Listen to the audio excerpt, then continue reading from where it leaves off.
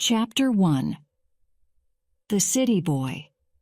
Sam looked at his watch. He was almost there. Out of the train window he could see a bright moon. There were trees and a river with boats sitting on the water. He began to get worried. What if this wasn't the right station? What if his uncle wasn't there to pick him up? The train started to go slower. "We're now arriving at Melton Station," the train driver said. Phew! This was the right place. He picked up his bags, got off the train, and watched it leave. Sam lived in London, where there was always noise, lights, and people. Here in the countryside, it was quiet, dark, and for the first time, he was completely alone. Sam took a deep breath. "Don't be such a baby," he said to himself. "There's nothing to worry about." As he waited, he saw that it wasn't as quiet or as dark as he thought. There were birds calling on the river. When he looked up, he saw thousands and thousands of stars. It was a beautiful sky. School was over for the summer.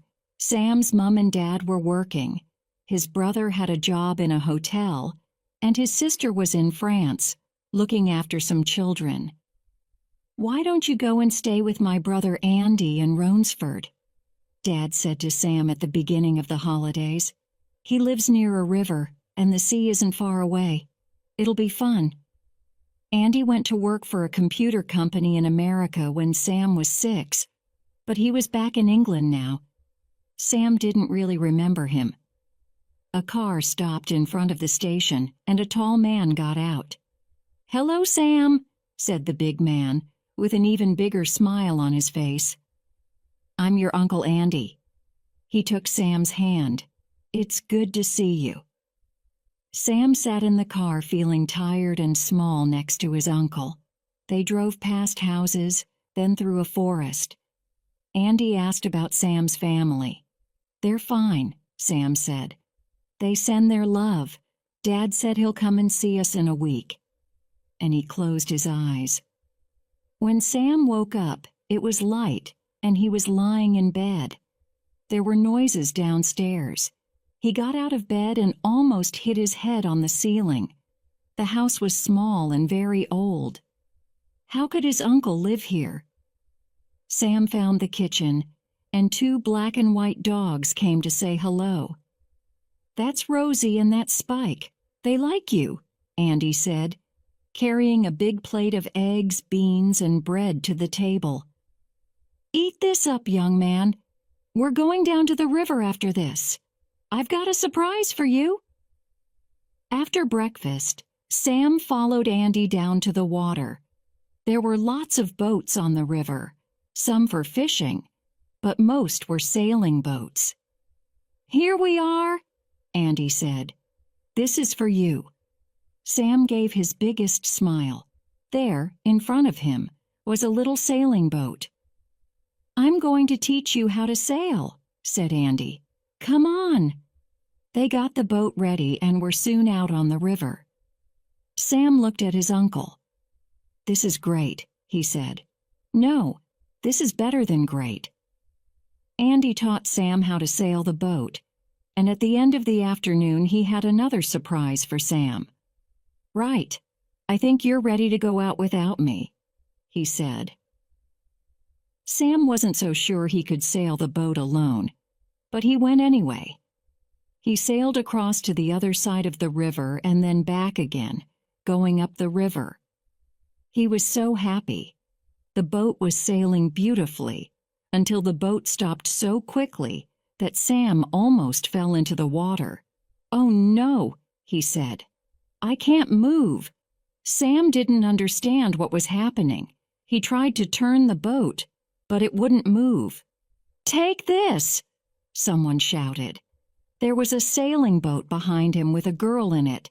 She stood up and threw him a rope. "Use this rope and I'll pull your boat free." Sam took the rope. The girl turned her boat to catch the wind, and soon he was moving again. "You should look where you're going. The water isn't deep enough there, shouted the girl.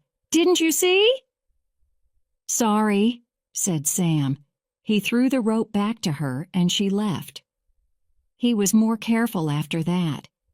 Perhaps sailing wasn't so easy. He went back to his uncle feeling unhappy at his mistake, but Andy said not to worry. They cleaned the boat and put it away in a building full of boats and engines. When they came out, the girl walked over to them. She looked angry. You shouldn't be on the water if you don't know how to sail, she said. Hello, Rachel, Andy said. This is Sam from London. He's from London? Said Rachel. Those city kids don't know anything. She walked away.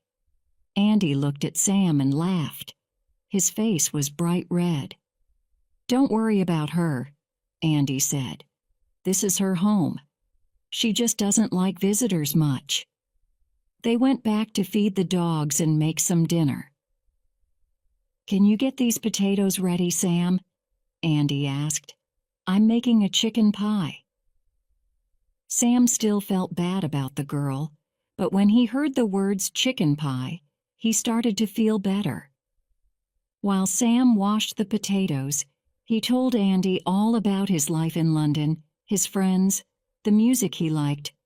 Then he stopped. He didn't usually talk that much. His brother and sister always had a lot to say, so no one really listened to him at home. His uncle smiled at him again. Dinner's ready, he said. The pie was the best. After dinner, Andy showed Sam a map. Here's the village, the river, and that, he said, laughing, is Haydon Island, where Rachel saved you. It's only 2 kilometers wide, and on the other side is the sea. No one goes on the island except the rangers. The rangers?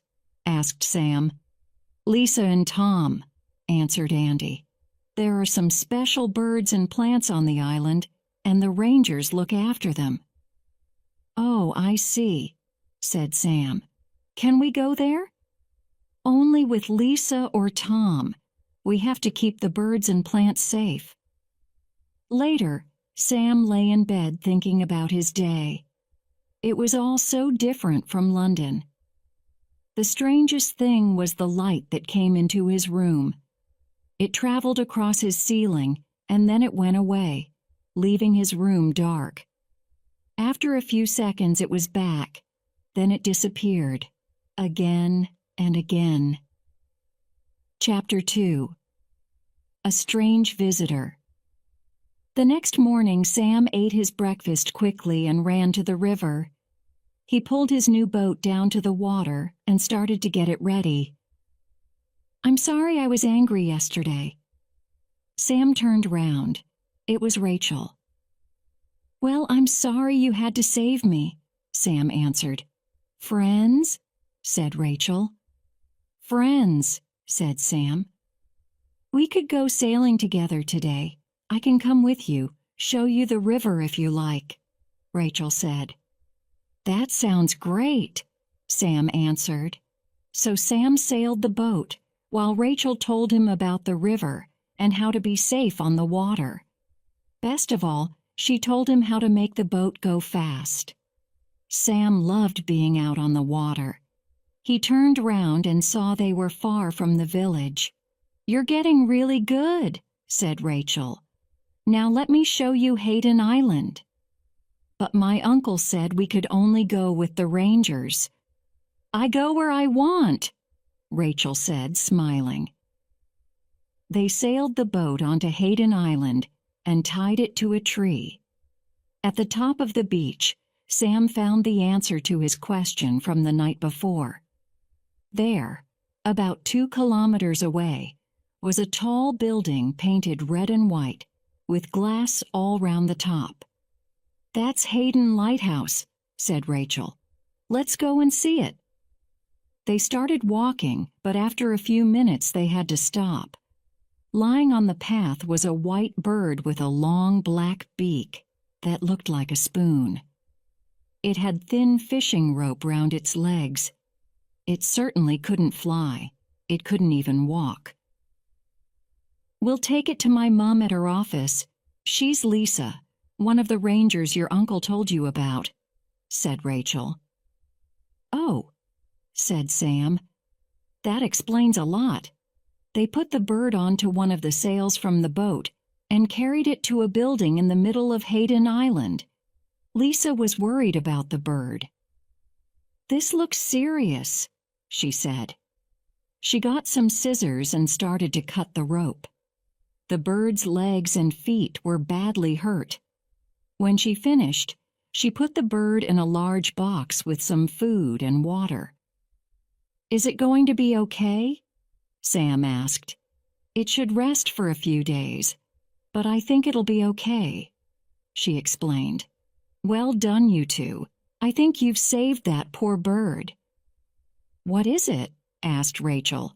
"I've never seen one of those before." "It's called a spoonbill because of its long beak," said Lisa. "It's a very special bird. There are only about 10 of them in the whole of the UK. Lisa went over to the fridge. "Here you are," she said, giving them a cold drink and some biscuits. "You've earned those." At that moment, there was a loud noise from a small radio on the table. Lisa picked it up. "Lisa!" It was a man's voice. "Get here quickly. I found the perfect place for the Americans to arrive." "Where are you?"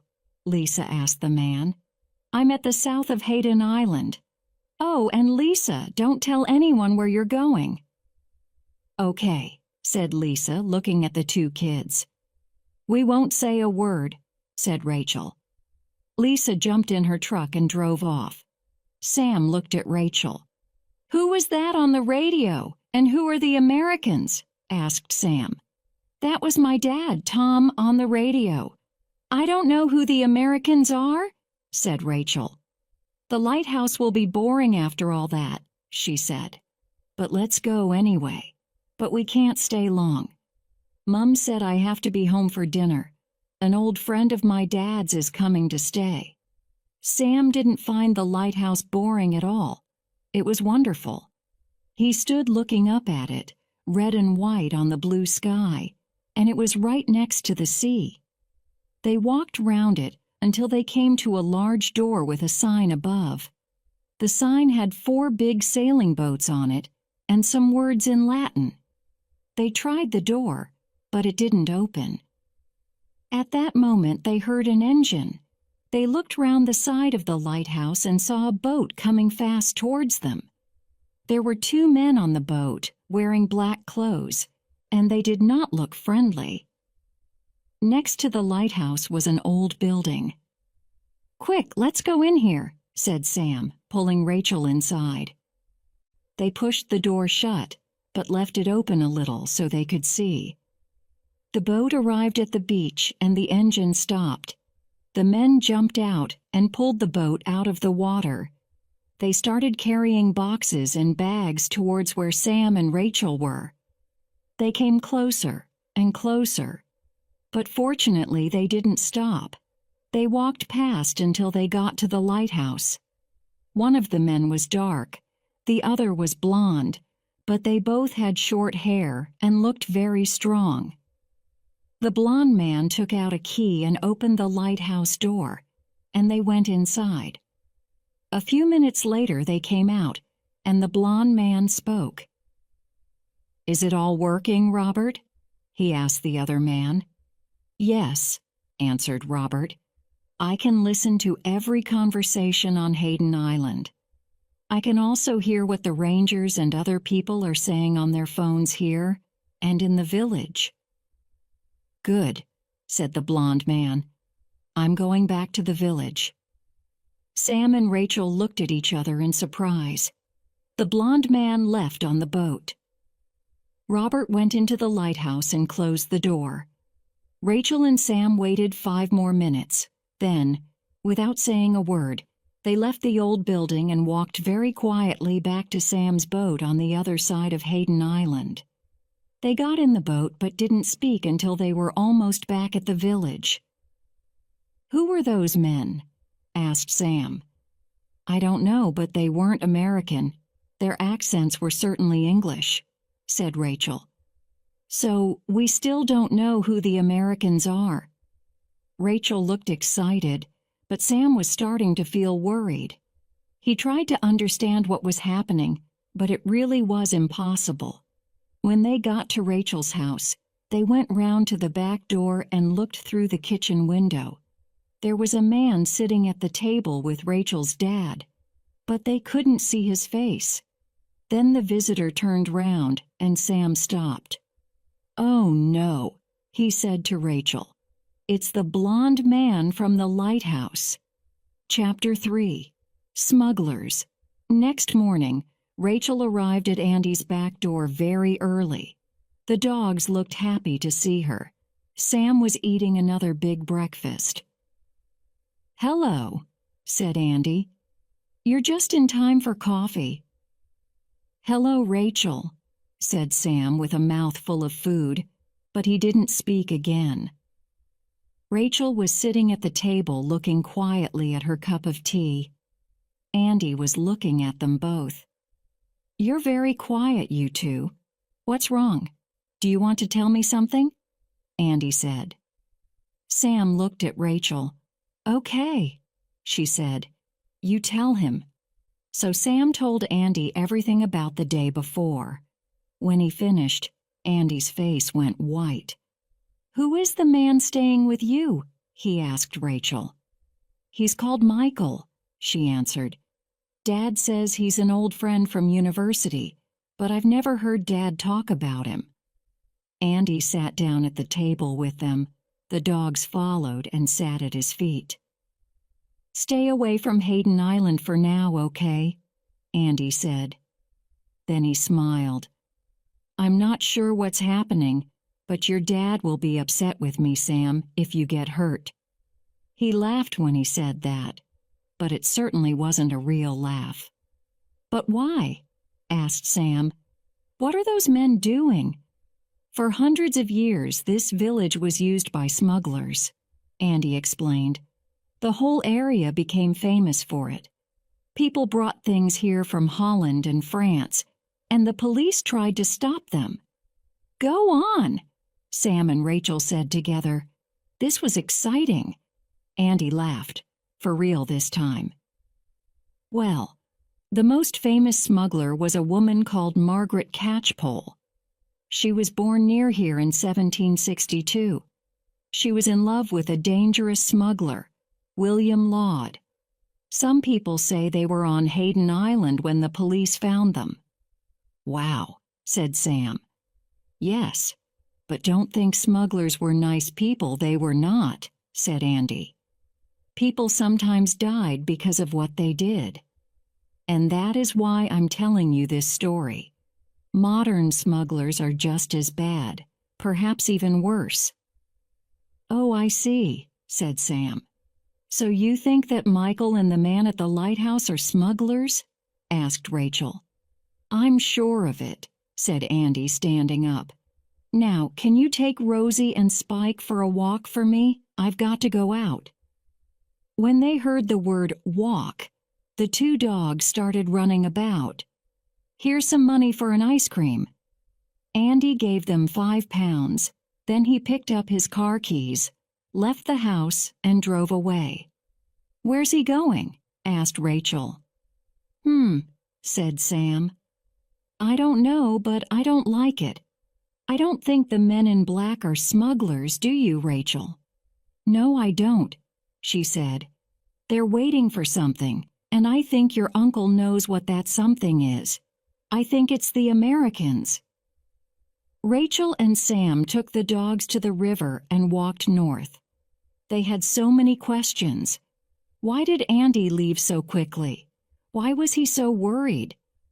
What were Tom and Lisa doing at the south of Haydon Island? Who were the Americans? What was the real story? It was a beautiful day, and the dogs wanted to run. Rachel and Sam soon forgot their questions. They walked and talked for a long time until Rachel said, "Oh, where are the dogs?" They called and called, Rosie, Spike, but the dogs didn't come. "Shh, what was that?" asked Sam. "It sounded like a woof to me." They went on a few meters. Then they had a terrible surprise, because the blond man walked onto the path in front of them. He had the two dogs with him, and down on the river was his boat. "How nice to see you, Rachel," Michael said, but he did not smile. "As you can see, I found your dogs. Take them back to your Uncle Andy, Sam. This part of the river path is closed. You cannot walk here." "Okay. Thanks for telling us, and thank you for finding our dogs, Michael," said Rachel, looking sweet. Sam looked at her. What was she doing? "Come on, Sam, let's go and get that ice cream." She turned and walked back, calling the dogs, with Sam running behind her. They didn't stop until they were outside the village shop. "Well," Rachel said with a big smile, "this is getting exciting. Now we know where Michael keeps his boat." "Yes, but how does that help us?" asked Sam. "I don't know," Rachel answered. "But it's information, and all information is good when you're in the middle of an adventure." "Did you tell that man that Andy was my uncle?" "No, I didn't," answered Rachel. "So how did he know? And how did he know my name?" Sam felt sick. Perhaps Andy was right. Perhaps Michael and the other man were dangerous smugglers. They left the dogs outside the shop with some water and went to get their ice creams. Sam always had the same ice cream, so he was quick, but Rachel took a long time to choose. As they walked out of the shop, Lisa arrived in her truck. "Hello, you two," she said. "I'm sorry about leaving you yesterday. Would you like to come and look at the spoonbill with me?"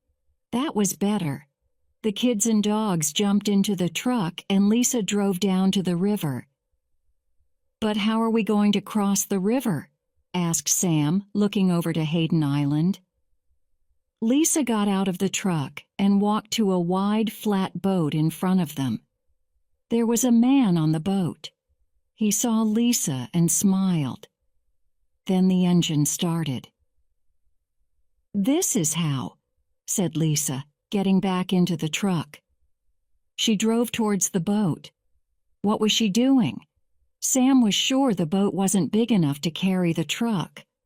Lisa drove carefully and slowly onto the boat. Of course, it was exactly the right size, but it was really noisy, and the dogs went crazy. Sam sat in the truck looking at the water while they crossed the river. This was amazing. "You don't get things like this in London," shouted Rachel over the noise of the dogs and the boat engine. "No, you don't," said Sam. This is much better than London, he thought. But he didn't say that to Rachel. He didn't want her to win. Chapter 4. We've got to stop them. Sam opened his eyes. It was the middle of the night. He lay in his bed watching the light from the lighthouse travel across his ceiling. Light then dark, light then dark. What was that noise? There it was again. Someone was at the front door under his window. Sam sat up in bed and listened. The front door opened and he could hear some people talking quietly. Sam was sure one of them was his uncle, but who were the others? They came into the house and went into the kitchen. Someone told the dogs to be quiet. Then the kitchen door was shut. Sam got out of bed immediately and got dressed, using the light from the lighthouse to help him find his things. He didn't put his trainers on. They could make too much noise, so he carried them. He opened his bedroom door and went as quietly as he could to the top of the stairs. The light from the lighthouse was coming into the hall. Light, dark, light, dark. Sam could hear a man's voice. "He's still at the lighthouse. I saw a light on in there last night. What are we going to do?" They were talking about the man called Robert. "We'll tell the Americans to go to the south of Haydon Island, to the place you found the other day, Tom." That was a voice that Sam knew. It was Andy, and he was speaking to Rachel's dad. "But Michael is still at our house. It's too dangerous," Tom answered. "We have to stop the whole thing." "It's too late to stop now," Andy said. "My American friends are already on their way. They are arriving in their boat later tonight. I phoned them from a cafe in Melton this morning." Michael and his man aren't listening to that phone. So that was where Andy went so fast in his car this morning, thought Sam. "I'm worried Michael will find your American friends before we do, Andy." That sounded like Lisa. "If that happens," said Andy, "then no one will know that the American computer company I worked for is stealing ideas from other computer companies. That's what my friends and I want the world to know, so that we can stop them." Andy, Lisa, and Tom started speaking more quietly. Sam couldn't hear what they were saying. Then he heard the back door close. They were leaving the house. Sam got his phone and sent a message to Rachel. "Meet me at the river in 5 minutes." He put his trainers on and went down to the kitchen saying, "Shh," to the dogs. But the back door didn't open. He ran to the front door, and that didn't open. He couldn't get out of the house. He ran into the kitchen and put a chair near the sink. He climbed up, opened the window, and jumped out into the dark night. Then he ran as fast as he could. Sam knew what he had to do now. He and Rachel had to help Andy. They had to find a way to stop Michael finding the Americans. It was completely quiet at the river. Sam waited for the light from the lighthouse to see if anyone was there. The light from the lighthouse came, traveling through the sky. He watched where it went, but he saw nothing. Then, in the dark before the light returned, he ran into the building where his boat was. Sam pushed the doors open and waited for the light to go past again. Then he pulled his boat down to the river. Where was Rachel? Oh no! The light was coming back again. Quick! He pushed and pulled, got the boat onto the water, and fell down flat. At that moment, the light traveled over his head. While Sam lay there, waiting for Rachel, a bright moon came up from behind Haydon Island. The moonlight looked like a silver path on the water, and the stars were shining. There were more stars than Sam thought possible. The boat sat on the river, and the birds called quietly in the night. Behind it all was the yellow light of the lighthouse, traveling in a great circle across the sky. It was such a perfect night. It was difficult to think that anything bad could happen on Haydon Island. Where was Rachel? He waited and waited. 10 minutes, 15 minutes, and then, there she was, running over to him in the dark. "Where were you?" Sam was angry. "I couldn't find Mom and Dad. They weren't in the house," she said, looking worried. "Michael was downstairs. I couldn't do anything. Then he left and I followed him to his boat. He called Robert at the lighthouse." "What did he say?" asked Sam. "He's going to the lighthouse. Then he and Robert will both go to the south of Haydon Island," answered Rachel. "Oh no," said Sam. "We've got to stop them going there because that's where the Americans are arriving." "Oh, I see," said Rachel. "No, I'm not sure you do see," said Sam. "We've got to stop them going south because that's where your Mom and Dad have gone with Andy." At that moment, they heard a boat engine start up. In the moonlight, they could see it was Michael going slowly down the river. Rachel went white. Sam thought for a moment. "Did you bring your phone with you?" he said. "Yes, but," answered Rachel.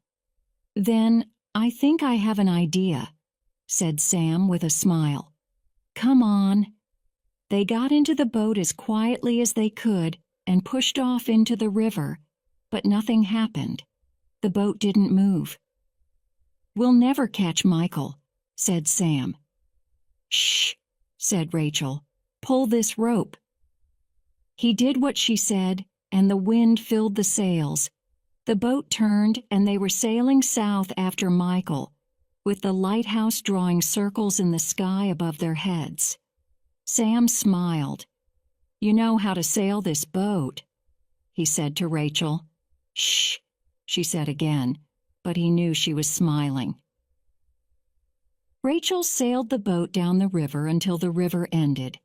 Then she turned them towards the moon, and Sam felt sick for the second time that day. They were going round the south of Haydon Island and out into the sea. "Don't worry, city boy," said Rachel. "The lighthouse will show us the way." Chapter 5. A Brilliant Plan. Sam couldn't see Michael's boat now. He couldn't even hear the engine. Their little boat was moving up and down like a toy on the sea. It was dangerous, but Rachel sat quietly pulling ropes, turning the boat into the wind. They had a plan now, and Sam was sure it was a good one. They were sailing towards the lighthouse. The light came round, and Sam saw that Michael S. boat was almost at the lighthouse. Then the light went, and his boat was gone, and now the light was coming towards their little boat. "Please don't let Michael see us," said Sam when the light hit them. But Michael went straight on. Sam watched the light move behind them. What was that? Was that another boat out at sea? "Rachel," he said, "I think the Americans are here." "Then, let's give Michael and his friends something to think about," said Rachel. Michael's boat was on the beach now in front of the lighthouse, but it was empty. "Good, he's gone inside the lighthouse," thought Sam. Then he called Rachel's phone. "Lisa," he said, trying to speak like his uncle. "This is Andy. I'm using Sam's phone. I think Michael is listening to my phone." "Yes, Andy, this is Lisa," Rachel said. "I've got Rachel's phone. What's the problem?" "We changed the plan," said Sam. "The Americans are arriving to the north of the lighthouse. They will be here in 5 minutes." "Okay, Andy. Tom and I will meet you there. Goodbye." They switched their phones off. "Let's hope this works," said Rachel. The wind was stronger now. They were flying through the water. They heard the engine on Michael's boat. Sam could see 2 men on it. He switched his phone on again. "Michael will see the light from my phone and think we're the Americans," he said. "Great idea," said Rachel. Michael and Robert were going fast now, and they were getting closer. Rachel sailed north, past the lighthouse. Then she turned and sailed towards Haydon Island. Here, near the island, the sea was flat. Their little boat stopped moving up and down. Sam looked round. Michael was almost there. Then, Michael's boat stopped moving, and there was an angry shout. The water wasn't deep enough for Michael's boat, but Sam's boat was much smaller, and it didn't stop. Rachel turned the boat round. Michael and Robert watched them sail past, but they couldn't do anything. Their boat didn't move. "I think that will give the Americans enough time," said Rachel with a big smile. "Now, Sam, do you want to take us home?" It was almost light when they got back. When Sam arrived home, Andy was sitting at the kitchen table. He had his head in his hands. "Oh, thank God you're safe," he said when he saw Sam. He ran over and held Sam in his big arms. "But where were you?" Andy asked. Rachel was teaching me how to sail at night, said Sam. Well, it was almost true. When Sam woke, it was light, and he was very hungry. He ran downstairs to the kitchen. Andy was cooking lunch. It was chicken pie again. The TV was on, and Rachel was waiting for him. Michael left early this morning, Rachel said. Mom said he was angry. She said he didn't even eat breakfast. Shh, said Andy, turning the TV up. Important papers arrived in this country last night, the woman on the TV was saying. They show that the big American computer company, USA Computers, was stealing ideas from other companies around the world. But, said Sam, isn't that where you worked, Andy? Yes, he said. Now, shh. During the night, the police took 4 men and women from houses in London, said the woman on TV, and American police took another 3 men in New York. All 7 worked for USA Computers. No one knows how the information arrived in the UK, but it is possible it came with smugglers from America. So, said Rachel, smiling, perhaps not all smugglers are bad. Are they, Andy? Andy looked at her surprised. Now you two. What really happened last night? Rachel and Sam looked at each other. Then they laughed and told him everything. Wow, said Andy when they finished. That was brilliant. It was Sam's idea, explained Rachel. Do you remember, Andy, when I had to save him and his boat? He said if we could get Michael to follow us where the water isn't deep, then we could stop him and his boat. So, are we good smugglers, Andy? Asked Sam. You're the best, he said with a big smile, carrying the chicken pie to the table. At that moment, Rosie and Spike started running around and making a lot of noise. Then someone walked in through the back door. Dad, said Sam, running over to his father. What's all this about smugglers? Asked his dad. It's a long story, said Sam, looking at the pie on the table. Can't we eat first? Andy's chicken pie is the best. Well, save some for me, said his dad, laughing. I'd like some of this famous pie.